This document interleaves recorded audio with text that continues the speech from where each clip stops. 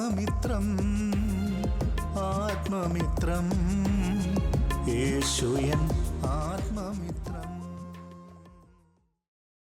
ദൈവത്തിൻ്റെ വിലയേറിയ നാമം എന്നും എന്നേക്കും വാഴ്ത്തപ്പെടുമാറാകട്ടെ. വീണ്ടും വരുന്നവനായ കർത്താവായ യേശു ക്രിസ്തുവിൻ്റെ നിസ്തുല്യ നാമത്തിലുള്ളതായ സ്നേഹവന്ദനം എല്ലാവർക്കും അറിയിച്ചു കൊള്ളുകയാണ്. വീണ്ടും ഈ പ്രഭാതത്തിങ്കൽ ഒരു പ്രാവശ്യം കൂടെ ദൈവവചനവുമായിട്ട് പ്രഭാത ധ്യാന ചിന്തയോടുള്ള ബന്ധത്തിൽ ആയിരിക്കാൻ വലിയവനായ ദൈവം സഹായിച്ച കൃപയെ ഓർത്ത് ദൈവത്തെ സ്തുതിക്കുന്നു. ഈ ദിവസങ്ങളിൽ നാം പുറപ്പാട് പുസ്തകം 20-ാം അധ്യായത്തിൽ നിന്ന് വലിയവനായ ദൈവം ഇസ്രായേൽ മക്കൾക്ക് മോശ മുഖാന്തരം കൊടുത്ത 10 കൽപ്പനകളെ പറ്റിയാണ് ചിന്തിച്ചുകൊണ്ട് ഇരുന്നത്.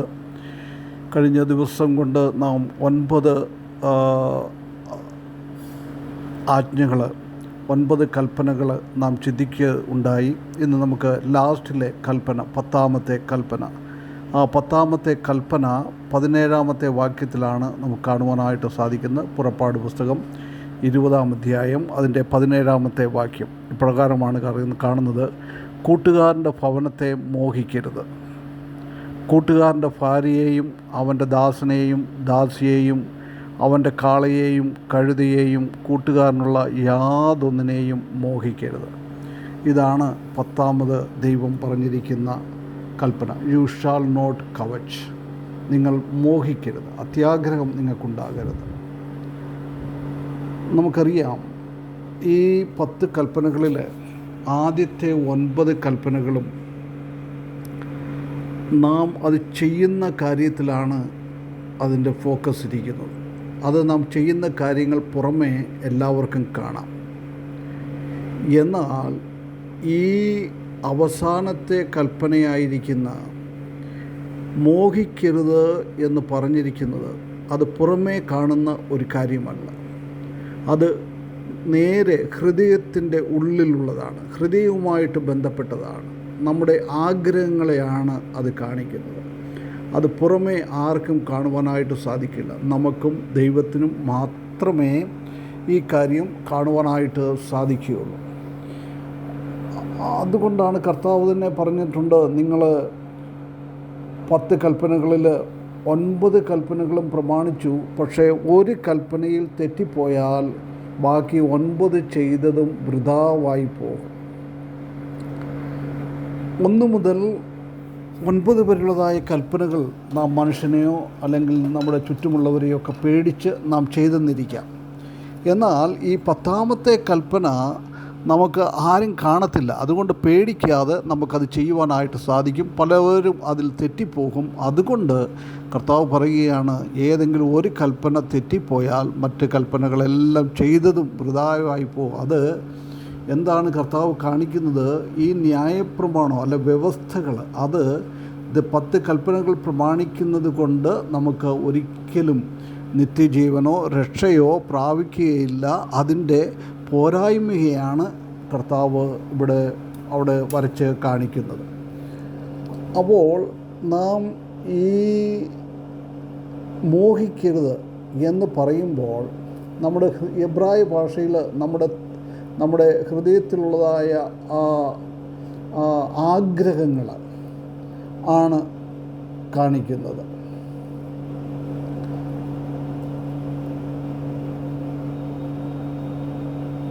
നാം മറ്റുള്ളവരുടെ കാര്യങ്ങളിലേക്ക് നോക്കുകയും ആ ആഗ്രഹങ്ങൾ നമ്മുടെ ജീവിതത്തിൽ തെറ്റായിട്ടാണ് നമ്മുടെ ഹൃദയത്തിൽ വരുന്നതെങ്കിൽ അത് മോഹിക്കുന്നതിന് തുല്യമാണ്. അത് ഒരു കൽപ്പന തെറ്റിക്കുന്നതിന് തുല്യമാണ്.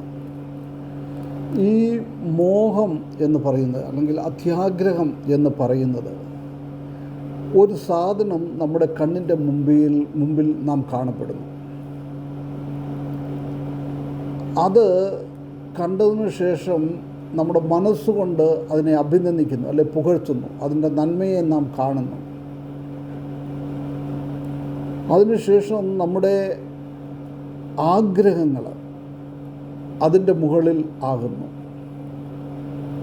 അതിനുശേഷം നമ്മുടെ ശരീരം കൊണ്ട്, നമ്മുടെ കൈകൊണ്ട് അതിനെ നമ്മുടെ സ്വയത്തമാക്കുവാൻ വേണ്ടി നാം ശ്രമിക്കുന്നു.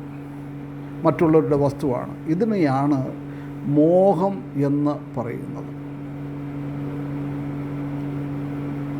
ഇനിയും നമ്മൾ പറയുകയാണ്, നമ്മൾ നോക്കി അതിനെ നല്ലതെന്ന് കണ്ടു, അത് നമ്മുടെ ഹൃദയത്തിൽ നല്ല ആഗ്രഹം പുറപ്പെടുവിച്ചു, പക്ഷേ ഞാനത് എടുത്തില്ല, അതുകൊണ്ട് അതൊരു മോഹമാണെന്ന് പറയുവാൻ പറ്റില്ല എന്ന് പലരും പറയും.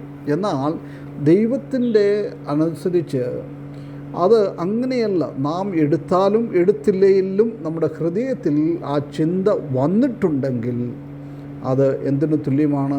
മോഹത്തിന് തുല്യമാണ്. നമ്മുടെ ഹൃദയത്തിൽ നിന്ന് വരുന്നതാണ്. ഹൃദയത്തെ ശുദ്ധി ചെയ്തെങ്കിൽ മാത്രമേ നമുക്ക് ഈ മോഹത്തിൽ നിന്ന് മാറുവാനായിട്ട് സാധിക്കുകയുള്ളൂ. ഈ പറയുന്നത് അവൻ്റെ വീട്ടിലുള്ള ഒന്നിനെയും, അവൻ്റെ ഭാര്യയെയോ അവൻ്റെ വസ്തുവിനെയോ അവൻ്റെ കഴുതയെയോ അവൻ്റെ കാളയെയോ അവൻ്റെ ദാസിയെയോ ദാസനെയോ ഒന്നിനെയും നാം മോഹിക്കരുത്. അത് നമുക്ക് വേണം എന്നുള്ളതായ ഒരു ചിന്ത നമ്മുടെ ജീവിതത്തിൽ വരരുത്, നമ്മുടെ മനസ്സിൽ വരരുത്. പലപ്പോഴും നാം നമുക്ക് ഉള്ള കാര്യത്തിൽ സംതൃപ്തിയില്ലാതെ മറ്റുള്ളവരുടേത് വേണം എന്നുള്ളതായ ഒരു ആകാംക്ഷയും ഒരു അസൂയയും പൂണ്ട് നാം അത് സ്വായത്തമാക്കുവാൻ വേണ്ടി ശ്രമിക്കും. അതിനെയാണ് മോഹം എന്ന് പറയുന്നത്. നാം എബ്രായ ലേഖനം 13-ാം അധ്യായം 5-ാം വാക്യത്തിൽ വായിക്കുമ്പോൾ അവിടെ പറയുന്നത്, നിങ്ങളുടെ നടപ്പ് ദ്രവ്യാഗ്രഹമില്ലാത്തതായിരിക്കട്ടെ, ഉള്ളതുകൊണ്ട് തൃപ്തിപ്പെടുക.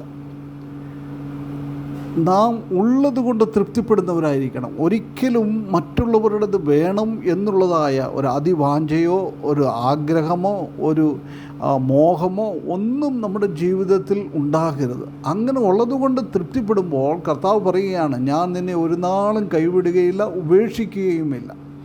അപ്പോൾ ദൈവത്തിൻ്റെ സാന്നിധ്യം നമുക്ക് വേണമെന്നുണ്ടെങ്കിൽ, ദൈവം നമ്മെ ഉപേക്ഷിക്കാതെ ഓരോ ദിവസങ്ങളും നടക്കണമെന്നുണ്ടെങ്കിൽ എന്തു ചെയ്യണം? നാം ഇങ്ങനെയുള്ളതായ കാര്യങ്ങളിൽ മോഹിക്കരുത്, നാം അത്യാഗ്രഹം വെച്ചു പുലർത്തരുത് എന്ന് എബ്രായ ലേഖന കർത്താവ് പറയുകയാണ്. അതുപോലെ തന്നെ എഫേസ്യ ലേഖനം 5-ാം അധ്യായം അതിൻ്റെ 5-ാമത്തെ വാക്യത്തിൽ ഇപ്രകാരമാണ് കാണുന്നത്, ദുർനടപ്പുകാർ, അശുദ്ധർ, വിഗ്രഹാരാധിയായ ദ്രവ്യാഗ്രഹി, ഇവർക്കാർക്കും ക്രിസ്തുവിൻ്റെയും ദൈവത്തിൻ്റെയും രാജ്യത്തിൽ അവകാശമില്ല. അപ്പോൾ ദ്രവ്യാഗ്രഹമുള്ളവന്, ഒരു മനുഷ്യന് ഒരിക്കലും ദൈവരാജ്യത്തിൽ, കർത്താവിൻ്റെ രാജ്യത്തിൽ പ്രവേശിക്കുവാനായിട്ട് സാധിക്കില്ല. ആ ഒരു രീതിയിൽ നാം വളരെ കർശനമായിട്ട് അതിനെ ഫോളോ ചെയ്യേണ്ടത് ആവശ്യമാണ്. മറ്റുള്ളവരുടെ കാര്യങ്ങൾ നാം മോഹിക്കാതെ, അത്യാഗ്രഹം ഉണ്ടാകാതെ നാം ആയിരിക്കണം. അതാണ് ദൈവം നമ്മളിൽ നിന്ന് ആഗ്രഹിക്കുന്നത്. ഈ കർത്താവായ യേശു ക്രിസ്തു തന്നെ ഈ മോഹത്തെപ്പറ്റി, അത്യാഗ്രഹത്തെപ്പറ്റി നമുക്ക് ഒരു സൂചന, ഒരു വാണിംഗ് തന്നിട്ടുണ്ട്, ഒരു മുന്നറിയിപ്പ് തന്നിട്ടുണ്ട്. ലൂക്കോസിൻ്റെ സുവിശേഷം 12-ാം അധ്യായം 15-ാമത്തെ വാക്യത്തിൽ ഇപ്രകാരമാണ് കാണുന്നത്, പിന്നെ അവരോട്, സകല ദ്രവ്യാഗ്രഹവും സൂക്ഷിച്ച് ഒഴിഞ്ഞുകൊള്ളുവീൻ. ഒരുത്തന് സമൃദ്ധി ഉണ്ടായാലും അവൻ്റെ വസ്തുവക അവൻ്റെ ജീവന് ആധാരമായിരിക്കുന്നത് എന്ന് പറഞ്ഞു. അപ്പോൾ നാം സകല ദ്രവ്യാഗ്രഹവും സൂക്ഷിക്കണമെന്ന് മാത്രമല്ല, അതിൽ നിന്ന് നാം ഒഴിഞ്ഞു പോകുന്നവരുമായിരിക്കണം. നാം ഒരു വസ്തുവിനെയും മോഹിക്കരുത്. അതാണ് ദൈവം നമ്മളിൽ നിന്ന് ആഗ്രഹിക്കുന്നത്. പ്രിയ വിശ്വാസികളെ, നമുക്കും അത്യാഗ്രഹമില്ലാതെ, മോഹമില്ലാതെ, അതിവാഞ്ചയില്ലാതെ ഉള്ളതുകൊണ്ട്, കർത്താവ് തരുന്നതുകൊണ്ട് തൃപ്തിപ്പെട്ട് നാം ജീവിക്കണം. ഈ അത്യാഗ്രഹവും കൊണ്ടും ഈ അതിമോഹവും കൊണ്ടും അനേകരുടെ ജീവിതത്തിൻ്റെ വിശ്വാസ കപ്പലുകൾ തകർന്നു പോയത് ദൈവവചനത്തിൽ നമുക്ക് കാണുവാനായിട്ട് സാധിക്കും. അതുകൊണ്ട് നമ്മുടെ വിശ്വാസ ജീവിതത്തിൻ്റെ കപ്പലുകൾ തകർന്നു പോകാതിരിക്കാൻ തക്കവണ്ണം ഈ 10-ാമത്തെ കൽപ്പനയായിരിക്കുന്ന മോഹിക്കരുത്, മറ്റാരുടെയും ഒന്നിനെയും അത്യാഗ്രഹം കാണിക്കരുത് എന്നുള്ള കാര്യം ശരിയായ രീതിയിൽ മനസ്സിലാക്കിക്കൊണ്ട് അത് ഫോളോ ചെയ്ത് മുൻപോട്ട് പോകുവാൻ ഈ വചനം മുഖാന്തരം വലിയവനായ ദൈവം നമ്മെ സഹായിക്കട്ടെ. അവൻ്റെ വിലയേറിയ നാമം എന്നും എന്നേക്കും വാഴ്ത്തപ്പെടുമാറാകട്ടെ. ആത്മമിത്രം ആത്മമിത്രം